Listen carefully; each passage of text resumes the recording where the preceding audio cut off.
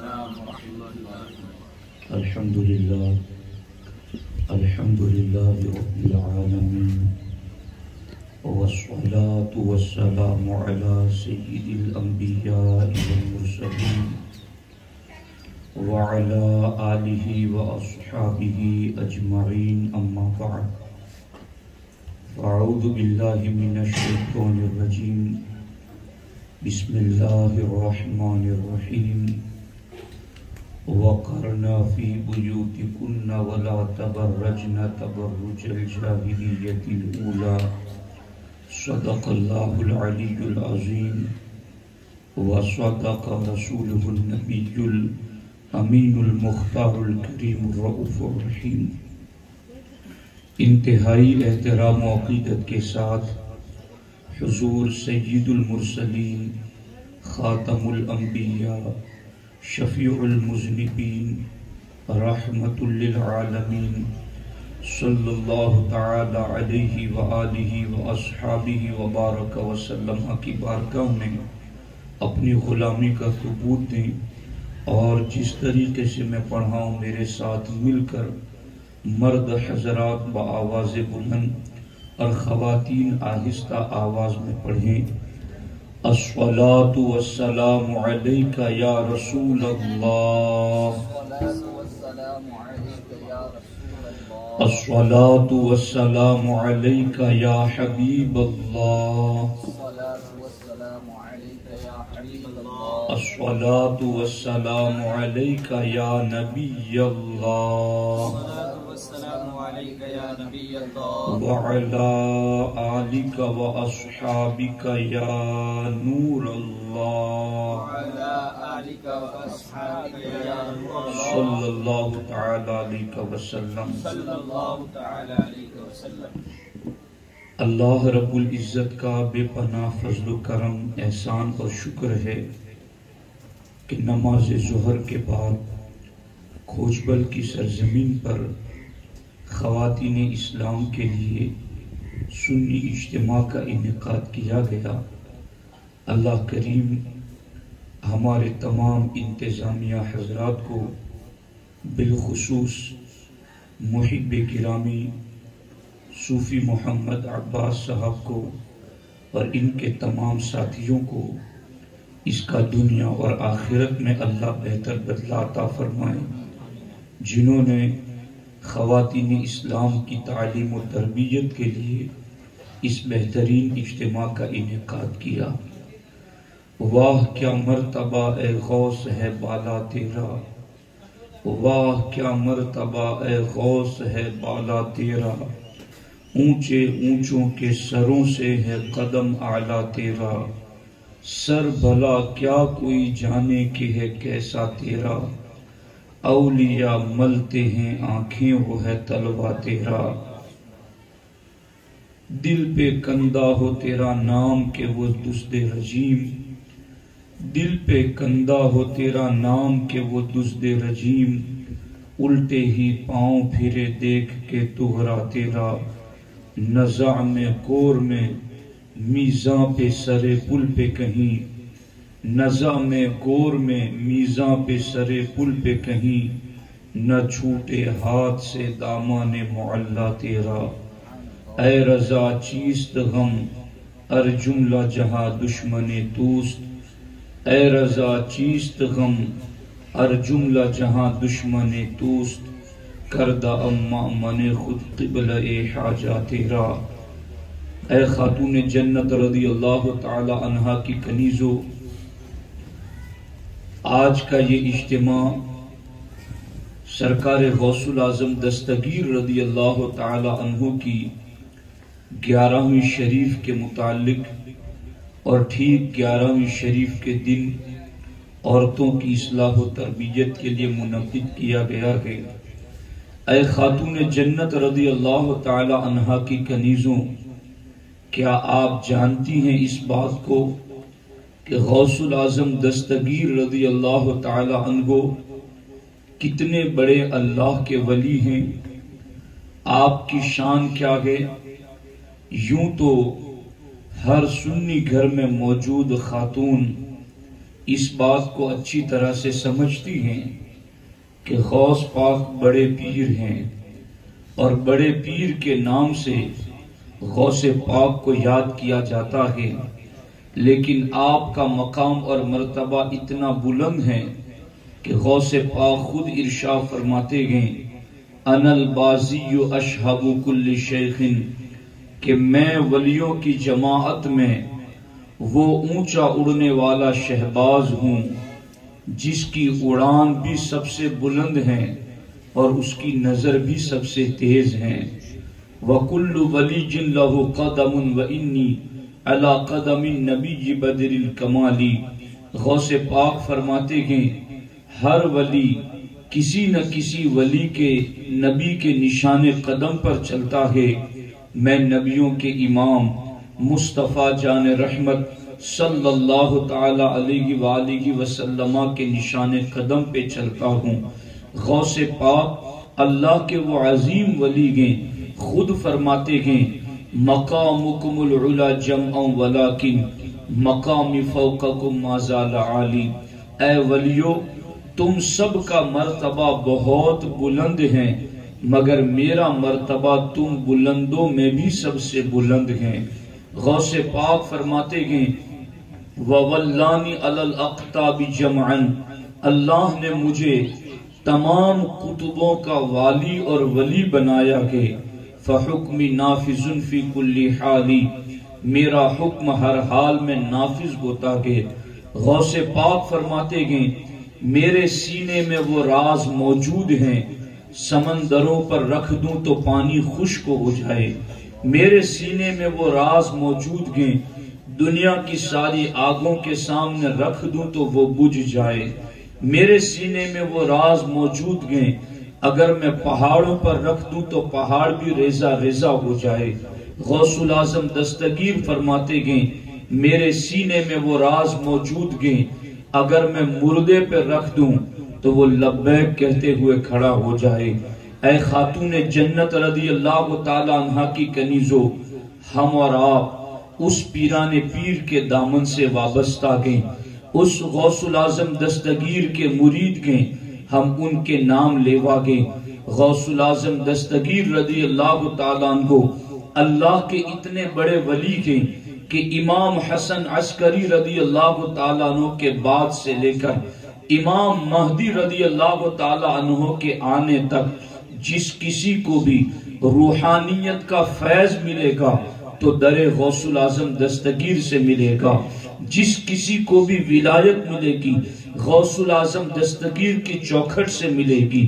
ان کی شان بہت بلند ہے، ان کا مرتبہ بہت بلند ہے، لیکن اے خاتون جنت کی کنیزوں، کیا آپ جانتی ہیں کہ غوث الاعظم دستگیر کو اتنے بلند مرتبے جو ملے گے، جہاں اس کے پیچھے ان کی عبادتوں کا دخل ہے، جہاں اس کے پیچھے ان کی ریاضتوں کا دخل ہے، جہاں اس کے پیچھے ان کے مجاہدات کا دخل ہے، جہاں انہوں نے 25 سال تک جنگلوں میں جا کر کے بھوکے پیاسے رہ کر کے اللہ کی عبادتیں کی گئیں، ریاضتیں پیش کی گئیں، بھوک و پیاس میں رہ کر کے اللہ کا ذکر کرتے رکھے گئے، جہاں اللہ کی عبادت و ریاضت کی وجہ سے آپ کو یہ بلند مرتبہ ملا گے، اس سے پہلے آپ کو بلند مرتبہ ایک پاکیزہ ماں کی دعاؤں کے صدقے کی وجہ سے ملا گے، وہی پر آپ کو یہ بلند مرتبہ ملا گے تو ایک پاکیزہ ماں کی تربیت کی وجہ سے ملا گے۔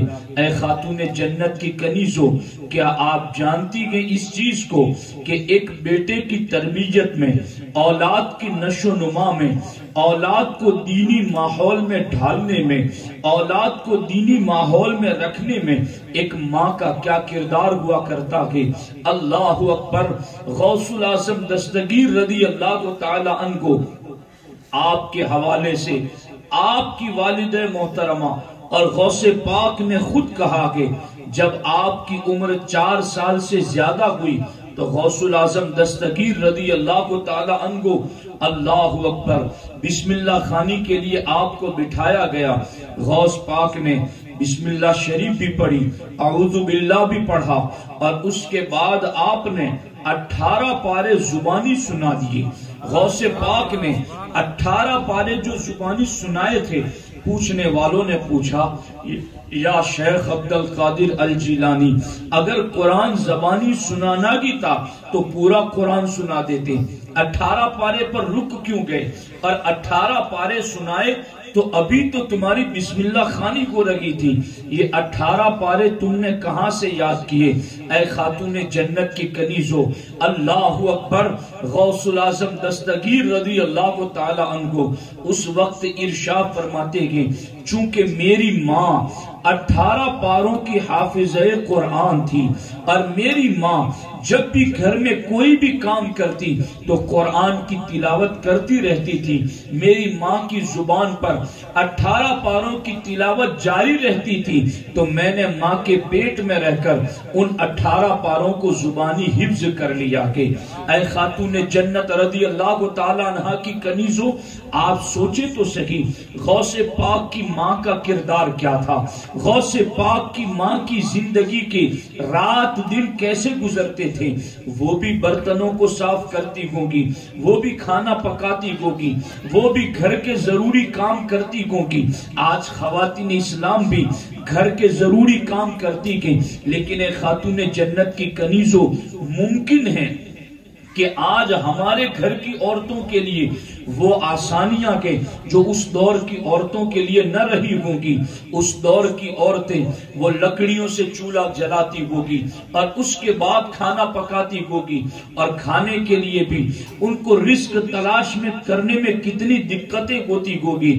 رہنے کے لیے آج جیسے پختہ مکانات بنے ہوئے گے، ممکن کہ اس زمانے میں ایسے پختہ مکانات نہ رکھے گو۔ آج گھروں میں جس طرح پنکھے لگے ہوئے گے، اے سی اور ایئر کنڈیشن لگا ہوا ہے، ممکن کہ اس زمانے کے اندر یہ ساری سہولیات گھروں کے اندر موجود نہ ہو۔ آج تو کپڑے بھی دھلنے کے مشین، کھانا بنانے کے بھی مشین، گھر کے اندر صاف صفائی کے بھی مشین، اور ساری چیزیں گھر کے اندر اویلیبل ہوتی گئی، لیکن اس کے باوجود اے خاتون جنت کی کنیزوں، کیا آج مسلمان عورتوں کی یہ حالت ہے کہ وہ آٹا گوندھ رہی ہو تو درود پاک اس کی زبان پر ہو؟ کیا آج عورتوں کی یہ حالت ہے کہ وہ سالن بنا رہی ہو تو سبحان اللہ، الحمدللہ، اللہ اکبر، لا الہ الا اللہ یہ ورد عورتوں کی زبان پر ہو؟ بلکہ اللہ اکبر، آج تو عام طور پر عورتوں کا حال یہ دیکھا جا رہا کہ اللہ اکبر، دودھ بھی بچے کو پلا رہی گئی تو وہ سیریل کو دیکھتے ہوئے پلا رہی گئی، پکچر دیکھتے ہوئے پلا رہی گئی، آٹا گوندا جا رہا کہ اور گھر میں فلمی گانوں کی آوازیں آ رہی گئی، سالن بنایا جا رہا کہ اور ان کی زبانوں کے اوپر گانے گنگنائے جا رہے گے۔ اے خاتون جنت کی کنیزو، آج بھی ہر مسلم ماں یہ چاہتی ہے میری گود میں جنم لینے والا بیٹا نیک پرہیزگار ہو، میرا بڑھاپے کا سہارا بنے، میرا لیے اطاعت گزار اور فرما بردار بنے۔ آج بھی ہر ماں یہ چاہتی کہ میرا بیٹا پرہیزگار ہو، میرا بیٹا دیندار ہو۔ اے خاتون جنت کی کنیزوں، اگر واقعی میں آپ اپنی اولاد کو دیندار بنانا چاہتی ہیں تو اس کے لیے آپ کو غوث پاک کی ماں کا کردار اپنانا پڑے گا، غوث پاک کی والدہ کے طریقے پر چلنا پڑے گا۔ غوث پاک کو 18 پارے جو زبانی ماں کے پیٹ میں یاد ہوئے ہیں وہ ان کی ماں کی تلاوت قرآن کی وجہ سے یاد ہوئے گئے۔ اگر آج اے خاتون جنت کی کنیزوں، آج آپ نے بھی گھر کے اندر گانوں کو بند کر دیا، برائی کے دروازوں کو بند کر دیا، بے حیائی کے کاموں کو بند کر دیا، موبائل پر گانوں کو سننا، ٹی وی کے اندر سیریلوں کو دیکھنا اگر آج آپ نے بند کر دیا اور آپ نے ہر کام کے موقع پر قرآن کی تلاوت کی، درود پاک پڑھا، اوراد و وظائف پڑھے، تو میں یقین کے ساتھ کہتا ہوں ماؤں کا اثر اولاد پر سب سے زیادہ ہوتا ہے۔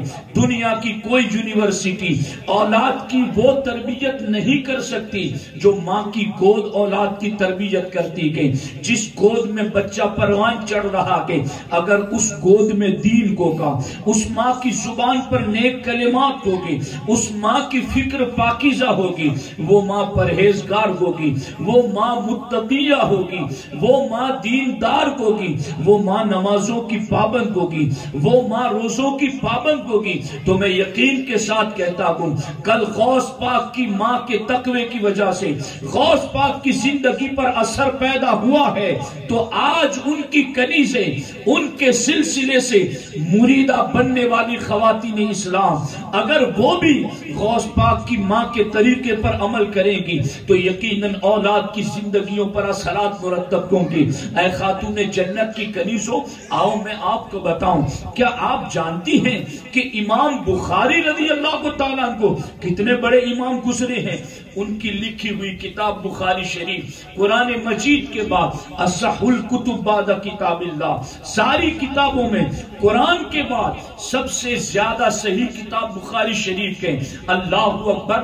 آپ جانتے ہیں کہ بخاری شریف کے لکھنے والے امام محمد بن اسماعیل بخاری رضی اللہ تعالیٰ عنہ بچپن میں ان کی حالت کیا تھی؟ اللہ اکبر!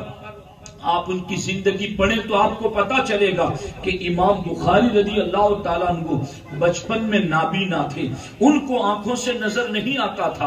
ان کی والدہ نہایت پرہیزگار، ان کی والدہ اللہ کی ذات پر بھروسہ رکھنے والی، ان کی والدہ عبادت گزار خاتون تھی۔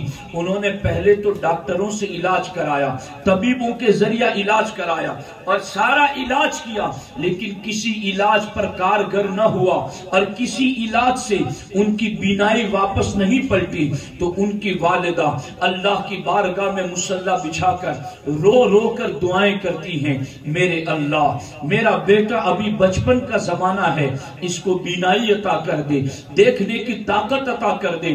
اے خاتون جنت کی کنیزوں، آج تو مائیں اولاد سے تھوڑی پریشان ہوتی گئیں تو بد دعائیں دینا شروع کر دیتی گئیں، اولاد کے لیے برے کلمات نکالنا شروع کر دیتی کہ اے خاتون جنت کی کنیزوں، ہرگز ایسا نہ کرو۔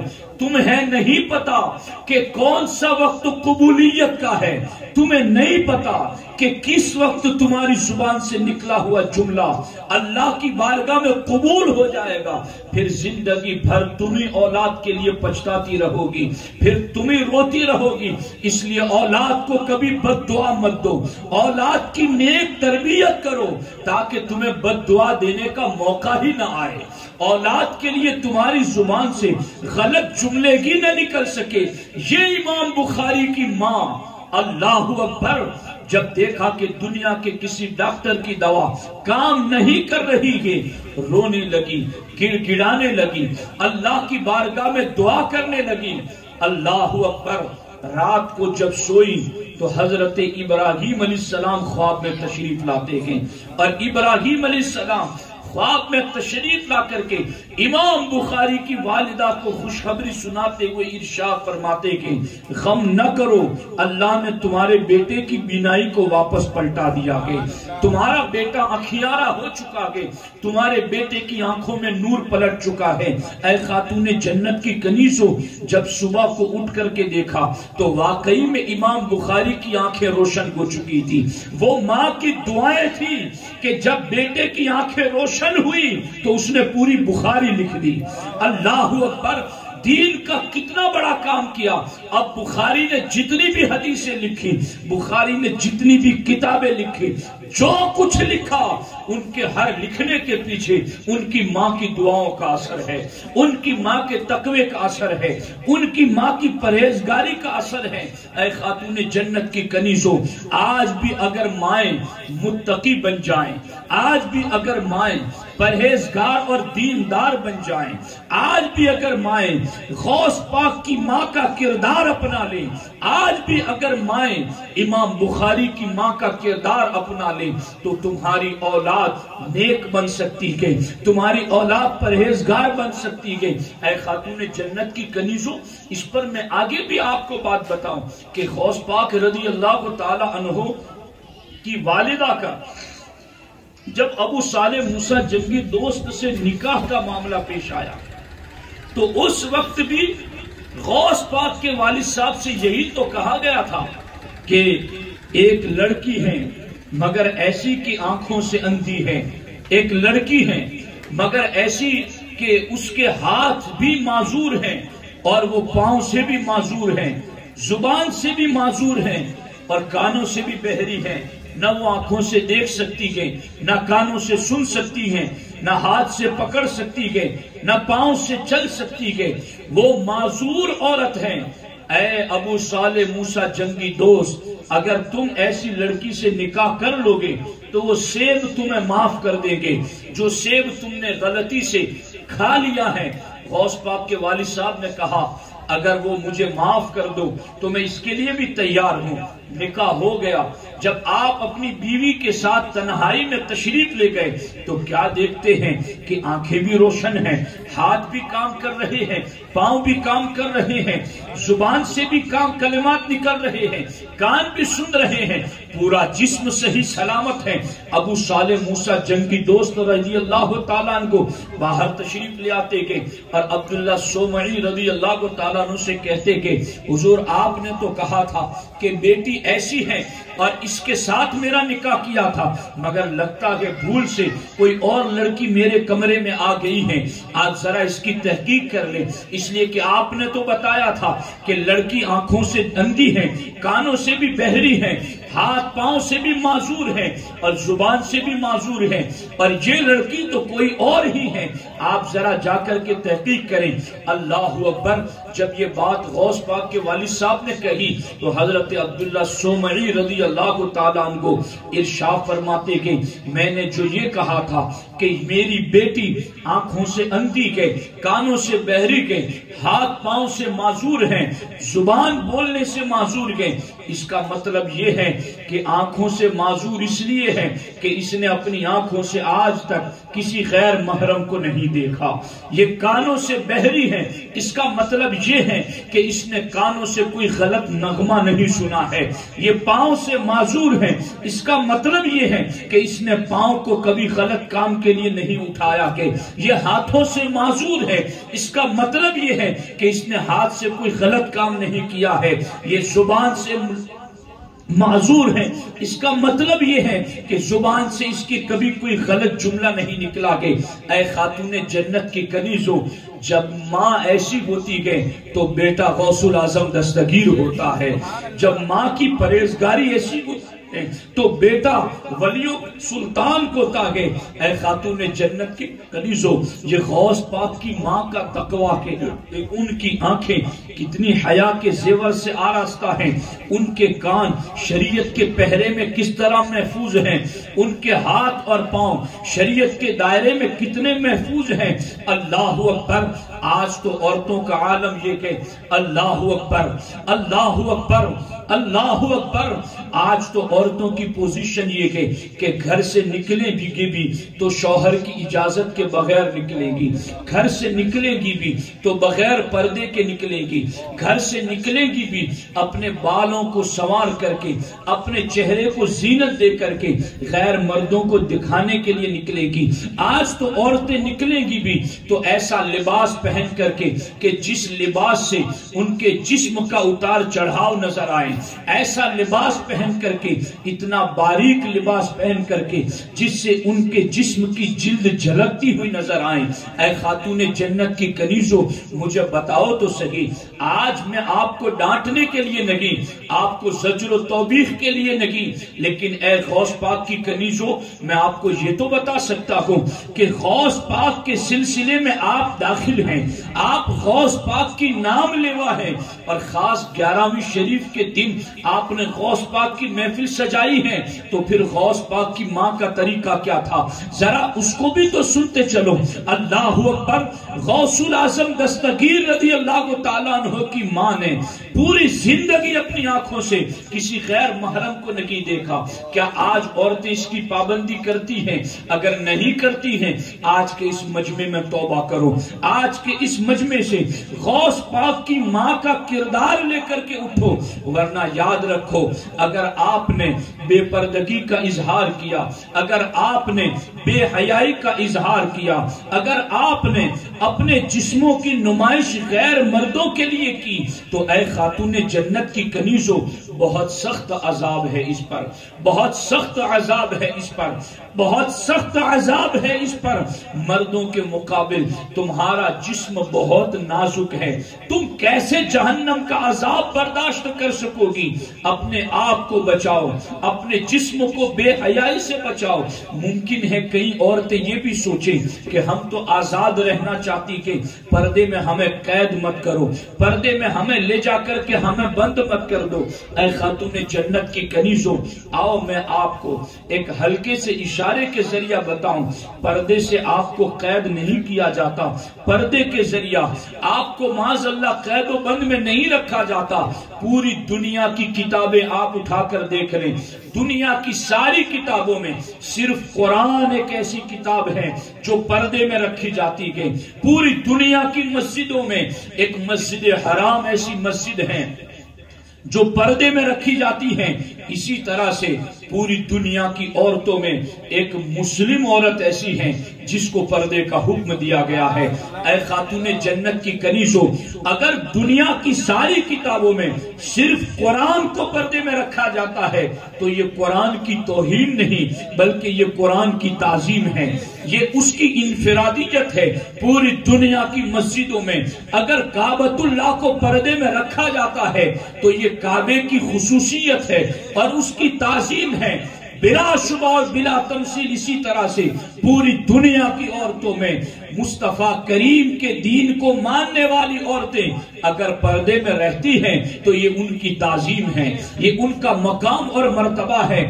ایعرفنا، قرآن کہتا ہے انہیں پردے کا حکم اسی لیے دیا گیا ہے تاکہ وہ پردے میں رہیں اور ان کی زندگی سے اسلام ظاہر ہو، ان کی زندگی سے اسلام کا تعارف ہو، اسلام کی پہچان ہو. ذرا دیکھو تو صحیح غوث پاک کی ماں کا تقوی کیسا تھا، ان کے پردے کا عالم کیا تھا. پورا وجود تو پورا وجود ہے مگر ان کی آنکھوں نے کسی غیر محرم تک کو نہیں دیکھا. وہ کس قدر زیادہ اپنے آپ کو پردے میں رکھتی ہوگی.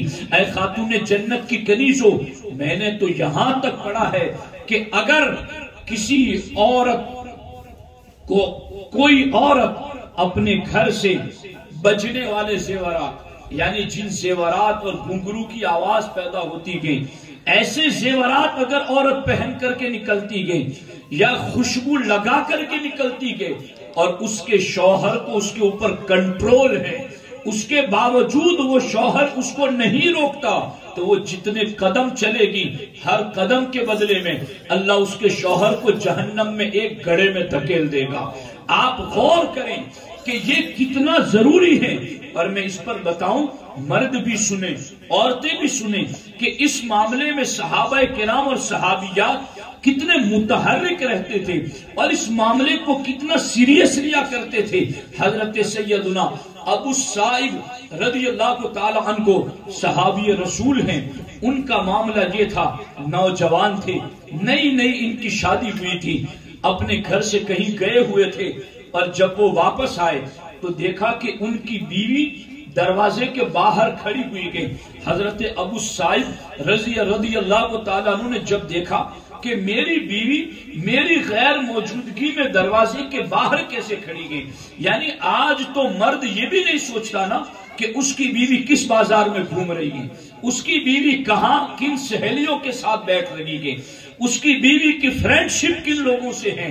لیکن یہ صحابی ہیں، چونکہ اس دور میں لوگوں کا ایمان اتنا مضبوط تھا اور آج بھی ایمان مضبوط کرنا ہے تو انہی کے طریقے پر چلنا پڑے گا. ابو صاحب رضی اللہ تعالیٰ عنہ کو جب پلٹ کر کے آئے دیکھا کہ بیوی دروازے پر کھڑی گئے تو نیزہ تان لیا انہوں نے اور حملہ کرنے کے لیے دوڑے اپنی بیوی کی طرف. تو دروازے سے باہر کیسے آ گئی، دروازے کے باہر کیسے کھڑی ہیں؟ وہ رونے لگی اور روتے ہوئے ابو صائب رضی اللہ تعالیٰ عنہ کی بیوی نے کہا میرے سردار مجھ پر حملہ نہ کریں، میری بات تو سنیں کہ میں گھر سے باہر کیوں کھڑی ہوئی ہوں۔ ابو صائب رضی اللہ تعالیٰ عنہ نے کہا بتاؤ کیا بات ہے؟ کہا گھر میں آئیں۔ گھر میں گئے تو دیکھا کہ بستر پر ایک بہت بڑا اژدہا کنڈلی مار کر کے بیٹھا ہوا تھا، اور اس کی وجہ سے ان کی بیوی باہر آ گئی تھی۔ یعنی گھر میں ایک تکلیف دہ جانور، موذی جانور ہیں، اور وہ حملہ کرنا چاہتا ہے۔ اپنی جان بچانے کے لیے وہ خاتون باہر آئی گئی، مگر اس پر بھی ابو صائب رضی اللہ تعالیٰ عنہ نے کتنا سخت ایکشن لیا کہ تم میری اجازت کے بغیر دروازے کے باہر کیوں ہو؟ آپ نے جب یہ دیکھا تو فوراً اپنے نیزے سے اس اژدہے پر حملہ کیا، اژدہے کو زخمی کر دیا، مگر زخمی ہوتے ہوتے اس اژدہے نے حضرت ابو صائب کو بھی ڈس لیا، وہ اژدہا بھی مر گیا اور ابو صائب رضی اللہ تعالیٰ عنہ بھی شہادت پا گئی۔ لیکن آپ دیکھیں تو صحیح کہ ایک غیرت مند آدمی اپنی بیوی کے سلسلے میں کتنی غیرت کھاتا ہے اور اس کا ایمان سے کتنا گہرا تعلق ہے، یہ ہے صحابہ کرام کا کردار۔ اور اگر آج عورتوں نے اس کا لحاظ نہیں رکھا تو میں کوئی قصہ کہانی نہیں سنا رہا ہوں، یہ مصطفیٰ کریم کی زبان سے نکلی ہوئی حدیثیں سنا رہا ہوں۔ 1400 سال پہلے حضور نے جو کہا تھا آج دنیا وہ سارا دیکھ رہی ہے، اور آج بھی جو حضور کے فرمان ہیں لوگوں کو نظر نہیں آتے، وہ بعد کی صدیوں میں نظر آئیں گی، اس لیے کہ نبی تو غیب داں ہوتے ہیں، ہر زمانے کو دیکھتے ہیں اور وہ بتاتے ہیں۔ اللہ کے رسول علیہ السلام کی بارگاہ میں حضرت مولا علی اور خاتون جنت سیدہ فاطمہ الزہرا رضی اللہ تعالیٰ عنہ پہنچے تو دیکھا کہ حضور کی آنکھیں اشکبار ہیں، آقا علیہ السلام رو رہے ہیں۔ خاتون جنت عرض کرتی ہیں یا رسول اللہ کی صلی اللہ علیہ وسلم، آپ تو روتوں کو ہنسانے والے کے، آپ تو بے قرار دلوں کو قرار دینے والے کے، آج آپ کا قلب اطہر کیوں مضطرب ہے؟ آپ کی آنکھوں سے آنسو جاری کیوں ہے؟ آقا بتائیں تو صحیح آپ کو کون سی چیز نے تکلیف پہنچائی گئی؟ اے خاتون جنت کی کنیزو، دل کے کانوں سے سنو، اللہ اکبر۔ میرے آقا ارشاد فرماتے کہ حقیقت میں معراج پر گیا تھا اور میں نے سفر معراج میں جہنم کی میں عورتوں کے جو حالات دیکھے تھے، اے فاطمہ آج وہ حالات پھر میری آنکھوں کے سامنے آ گئے، تو میں نے اپنی امت کا جو حال دیکھا تھا اس کی وجہ سے میری آنکھوں میں آنسو آ گئے کہ لوگوں کا کیا بنے گا اور عورتیں کیسے اپنے آپ کو بچا سکے گی۔ اے خاتون جنت کی کنیزو، سیدہ فاطمہ الزہرا نے عرض کیا بابا جان آپ بتائیں تو صحیح کہ وہ عورتوں کا کیا حال تھا اور وہ عورتیں اس حالت میں کیوں پہنچی؟ اے خاتون جنت کی کنیزو، اللہ کے رسول صلی اللہ علیہ وسلم ارشاد فرماتے گئے فاطمہ میں نے جہنم میں عورتوں کو یوں دیکھا کہ وہ اپنے بالوں سے جہنم میں لٹکی ہوئی ہیں اور ان کے دماغ ہانڈی کی طرح ابل رہے جہنم کی آگ سے۔ میں نے ایسے سخت عذاب میں ان کو دیکھا ہے۔ تو خاتون جنت نے کہا یا رسول اللہ کی صلی اللہ علیہ وسلم یہ کس عورت پر عذاب ہو رہا تھا؟ یہ کون سی عورت تھی؟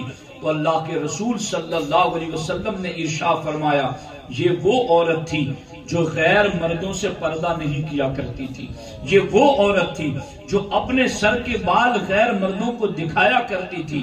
آقا یہ عذاب قیامت تک ان عورتوں کے ساتھ ہوتا رہے گا۔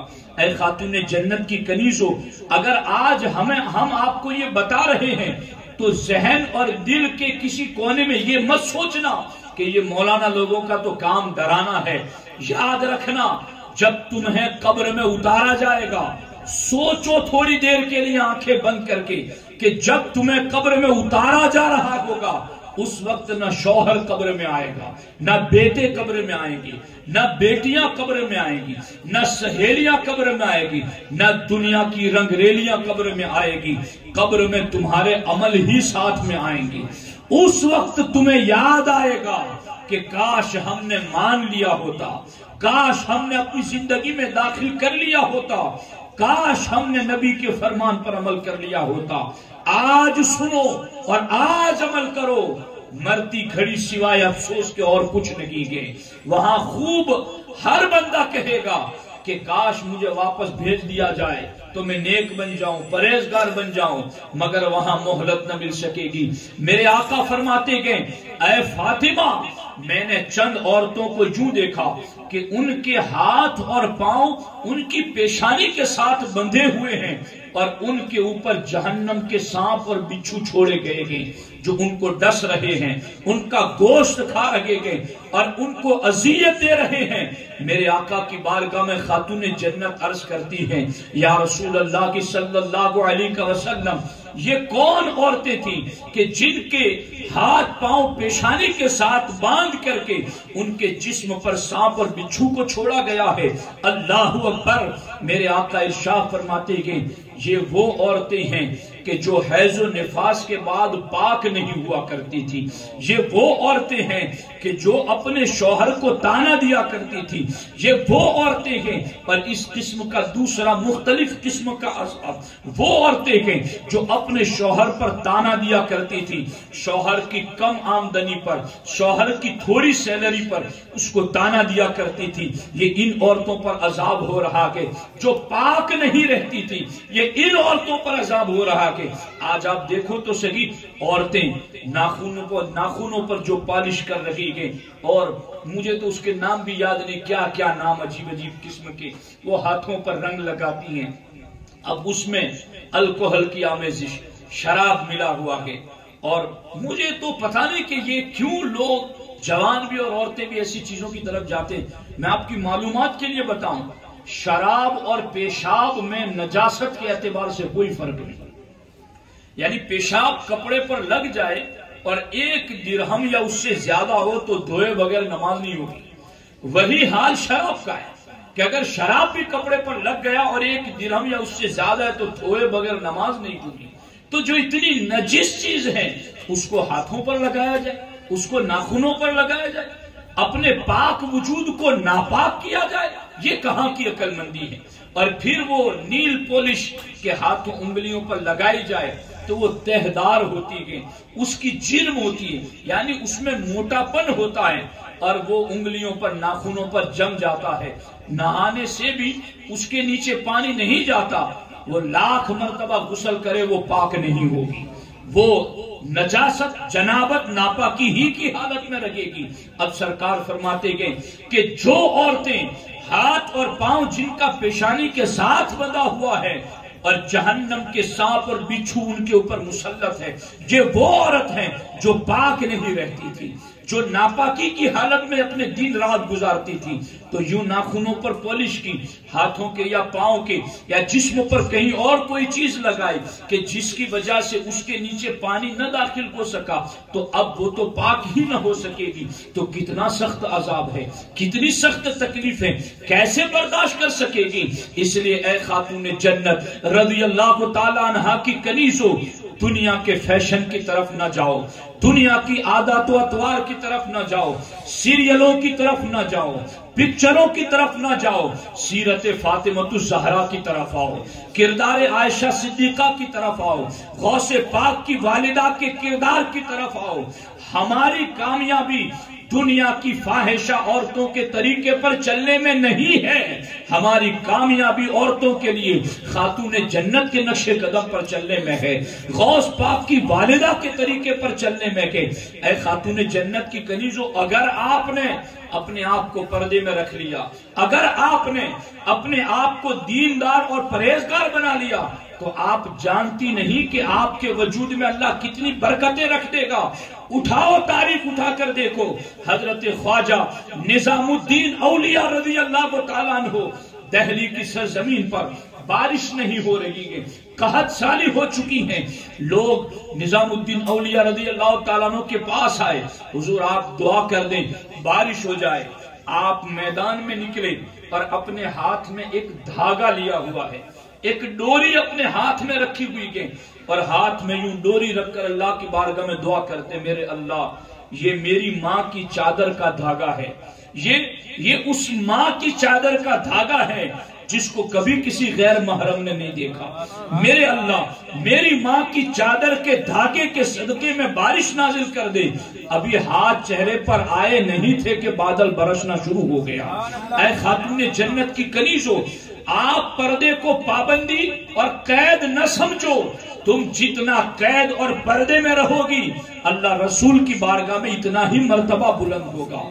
تمہارے جسم پر لگنے والے دھاگوں کو بھی اللہ بابرکت بنا دے گا، اور اس کے ذریعہ بھی ایک پرسکون زندگی تمہیں میسر آئے گی۔ اس لیے خاتون جنت رضی اللہ تعالیٰ عنہا کی کنیزوں، یہ تعلیمات اسلام کے اس کے اوپر عمل کرو، اور اپنے گھروں میں خاص چند باتیں آج عرض کرنا چاہتا ہوں غوث پاک کے صدقے میں اور غوث پاک کے نام سے کہ خواتین اسلام اس پر عمل کرو۔ ان میں سے پہلی بات تو خاص یہ ہے کہ پاکی کے ایام میں 5 وقت کی نمازوں کی پابندی کریں۔ ایک کام یہ کرنا ہے، اور غوث پاک سے آپ کو محبت ہے تو آج سے آپ کو عہد کر کے جانا ہے کہ ہمیں 5 وقت کی نماز ادا کرنی ہے۔ کئی عورتیں یہ بھی بہانہ کرتی ہیں کہ ہمیں گھر میں سارے کام کاج رہتے اس لیے ہمیں وقت نہیں ملتا۔ میں کہتا ہوں سیدہ خاتون جنت فاطمہ الزہرا رضی اللہ تعالی عنہا، جن کو چکی بھی خود چلانی رہتی، آٹا بھی خود بنانا رہتا، پانی بھی بھر کے مولا علی لاتے تھے، اور گھر کے سارے کام کاج انہیں خود کرنے رہتے تھے۔ آج جیسی کون سی فیسلٹی ان کے پاس تھی؟ بلکہ سرکار کی بارگاہ میں ایک مرتبہ گئیں کہ حضور بہت سارے خادم اور غلام آپ کی بارگاہ میں ہے تو ایک دے دو، گھر میں کام کے لیے آسانی رہے گی۔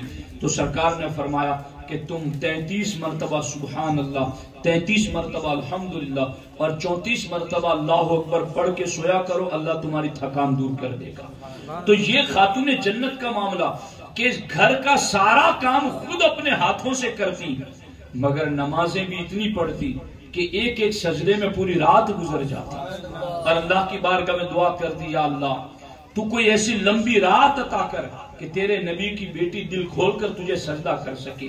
اگر نیت ہے نا اللہ کو سجدہ کرنے کی تو اللہ ضرور توفیق دے گا۔ نیت خود کرو، خود ہی اگر اپنے دل میں چور بٹھا کے رکھیں گی تو شیطان تو وسوسے ڈال ہی رہا ہے۔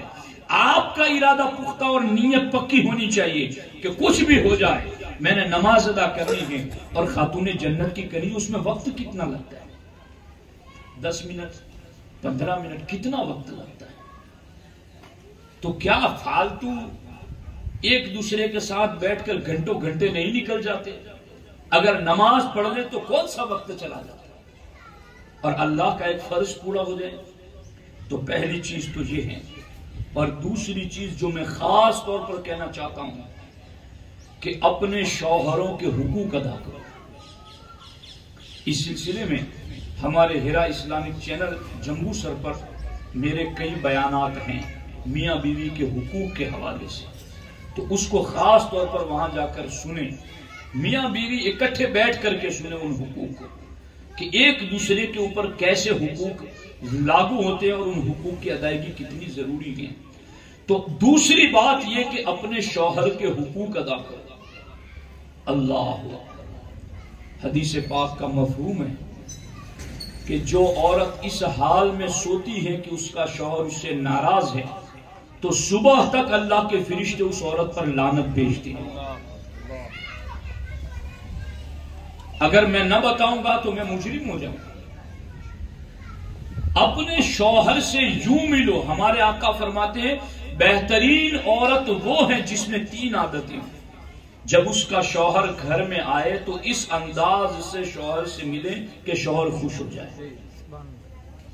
دوسری بات یہ کہ شریعت کے دائرے میں شوہر جو بھی حکم دے اس پر عمل کرے، اور تیسری بات یہ کہ شوہر گھر سے غائب ہو تو اپنے نفس کی بھی حفاظت کرے اور شوہر کے مال کی بھی حفاظت کرے۔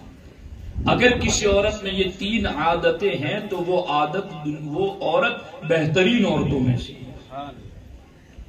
تو پہلا 5 وقت کی نماز ادا کریں، اور دوسری چیز ہے اپنے شوہر کے حقوق ادا کریں، اور تیسری چیز خاص وہ یہ کہ اپنی اولاد کی دینی تربیت کریں۔ یعنی وہ کیسے، کس طریقے سے کریں؟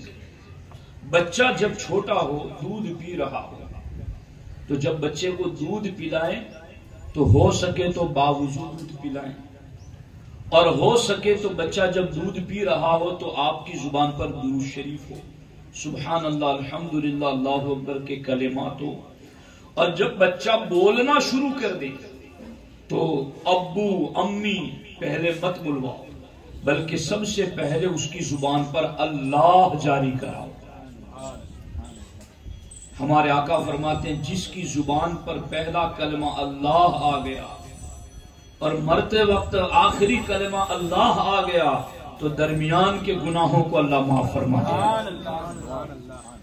اور کئی گھروں میں ہم دیکھتے ہیں کہ چھوٹے بچوں کو جب تربیت دی جاتی ہے تو ان کی زبانوں پر پہلے جملے جو نکلتے ہیں وہ اللہ کے نکلتے ہیں۔ الحمدللہ میری بیٹیاں، ان کو میں نے اسی طرح سے بلوایا تو سب سے پہلے جملے ان کی زبانوں سے نکلے وہ اللہ ہی نکلے، الحمدللہ۔ تو یہ تربیت ہمیں کرنی ہوگی۔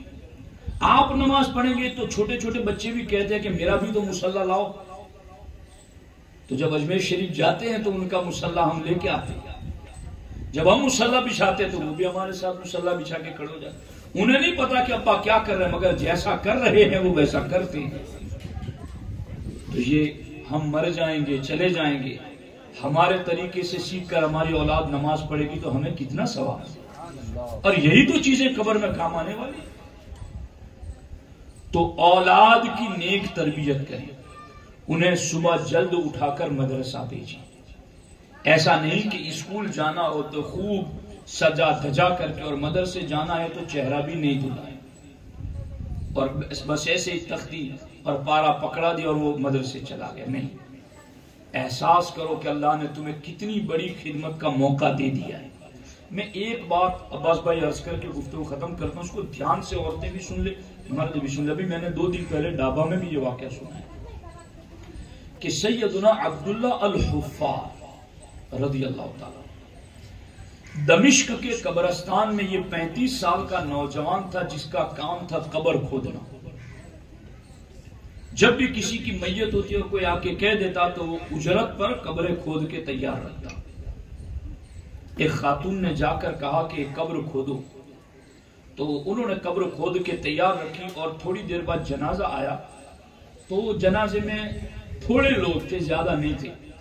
تو عبداللہ الحفار سمجھ گیا کہ یہ کوئی بڑا مالدار بندہ نہیں ہوگا، کوئی مشہور نہیں ہوگا، یہ گمنام ہوگا، جب اس کے جنازے میں تھوڑے لوگ آئے ہیں۔ جب قبر میں ان کو لٹایا گیا اور تختے رکھنا شروع کر دیے، عبداللہ الحفار نے جب اندر دیکھا تو ان کی حیرت کی انتہا نہ رہی کہ ان کی قبر جنت کا باغ بن چکی ہے، اور وہ بے ہوش ہو گئے یہ حالت دیکھ کر۔ فرشتوں کو انہوں نے قبر میں آتے ہوئے دیکھا۔ جب ہوش آیا تو انہوں نے اس خاتون کو پوچھا کہ یہ میت تمہارا رشتے میں کیا لگتا ہے؟ کہا یہ میرا بھائی ہے۔ کہا بھی تھوڑے ٹائم پہلے تمہارا ایک میت اور بھی تم لے کے آئی تھی، کہا وہ بھی میرا بھائی تھا۔ کہا تو ان کا کیا عمل تھا جس عمل کی وجہ سے قبر ہی ان کی جنت بن گئی؟ تو اے خاتون جنت کی کنیزو آپ سنو۔ انہوں نے کہا کہ میرا پہلا بھائی جو انتقال کیا وہ طالب علم تھا، یعنی مدرسے میں پڑھنے جاتا تھا، اور یہ میرا دوسرا بھائی ہے، یہ پینٹر تھا، پینٹنگ کا کام کرتا تھا، مگر اس کا کام یہ تھا یہ پینٹنگ کا کام کر کے اس طالب علم کی خدمت کرتا تھا۔ وہ جو پیسے کماتا تھا اس سے وہ اپنے بھائی جو طالب علم تھا، جو دین کا علم سیکھ رہا تھا، اس کو وہ کچھ پیسے دے کر کے اس کی مدد کرتا تھا کہ تم فری ہو کر کے پڑھو، میں محنت کر رہا ہوں۔ تو بس اس کا یہ عمل تھا۔ سیدنا عبداللہ الحفار رضی اللہ تعالیٰ عنہ تو قبر کھودنے والا جوان تھا، مگر انہوں نے دیکھا کہ جب طالب علم کی خدمت کرنے والے کی قبر جنت کا باغ بن جاتی تو خود طالب علم کا مرتبہ کتنا بلند۔ انہوں نے ان کو دفن تو کیا، مگر وہاں سے پھر قبر کھودنے کا کام چھوڑا، سیدھے مدرسے گئے۔ کہا مجھے پڑھنا ہے۔ کہا تمہاری عمر بڑی ہو گئی ہے، اب تم کیا پڑھو؟ کہا نہیں مجھے پڑھنا ہے۔ خدا کی قسم انہوں نے اتنا پڑھا کہ وقت کے محدث بن گئے، اور آج محدثین کی فہرست میں ان کا نام آتا ہے۔ تو طالب علم کی خدمت یہ کتنا بڑا چانس اور موقع ہے. آپ کے بچے قرآن ہاتھ میں تھام کے جا رہے ہیں. یہ سوچو ذرا، دل کی آنکھوں سے سوچو. ہر بات عقل کے ترازو پر مت تولا کرو، کچھ دین و ایمان کے نظریے سے بھی دیکھا کرو. قرآن ہمارے ہاتھ میں ہو، 30 پارے اللہ کا کلام، کتنی بڑی بات ہے. اگر چھونے کا موقع مل جائے تو سعادت ہے. وہ جو ایک شخص کے قبر میں عذاب کیا اٹھ گیا، قبر میں اس کی بخشش کا خواب میں دیکھ کر بندے نے پوچھا کہ تیرا کیا عمل تھا کہ قبر میں تو بخش دیا گیا؟ کہ میرا ایک ہی عمل تھا، مجھے قرآن پڑھنا تو نہیں آتا تھا، مگر روزانہ قرآن کھول کر کے سطر پر انگلی رکھ کر صرف گھماتا جاتا. پڑھنا نہیں آتا تھا، انگلی رکھ کر گھماتا جاتا. میرے اللہ یہ بھی تیرا کلام ہے اور سچا کلام ہے. میرے اللہ یہ بھی تیرا کلام ہے اور سچا کلام ہے. میرے اللہ یہ بھی تیرا کلام ہے اور سچا کلام ہے. بس میرے اس عمل نے مجھے بخشوا دیا. تو تمہارا بیٹا تمہاری بیٹی قرآن ہاتھ میں تھام کر سینے سے لگا کر کے مدرسہ جا رہے ہیں. تو یوں نہیں کہ ان کو ڈانٹ ڈپٹ کر کے اور ایک ایسے ماحول میں بھیجو کہ بس تمہارے اوپر بھی ایک بوجھ ہے کہ تمہیں بچوں کو بھیجنا ہے تو تمہاری نیند خراب ہو رہی ہے. یوں نہیں، شوق سے، اپنی آخرت آباد کرنے کی نیت سے، اپنی قبر آباد کرنے کی نیت سے اپنے بچوں کو سنوار کر کے قرآن کے شایان شان طالب علم بنا کر بھیجو. یوں اگر تربیت ہوگی اولاد کی تو انشاءاللہ ماحول چینج ہوگا، ماحول میں تبدیلی پیدا ہوگی. 5 وقت کی نمازیں پڑھیں، شوہر کے حقوق ادا کریں اور اولاد کی دینی ماحول میں تربیت کریں. اللہ کریم کی بارگاہ میں دعا ہے، رب ذوالجلال ان تمام سنی ہوئی کہی ہوئی باتوں پر اللہ تعالیٰ تمام خواتین اسلام کو عمل کی توفیق عطا فرمائے. السلام علیکم ورحمۃ اللہ وبرکاتہ.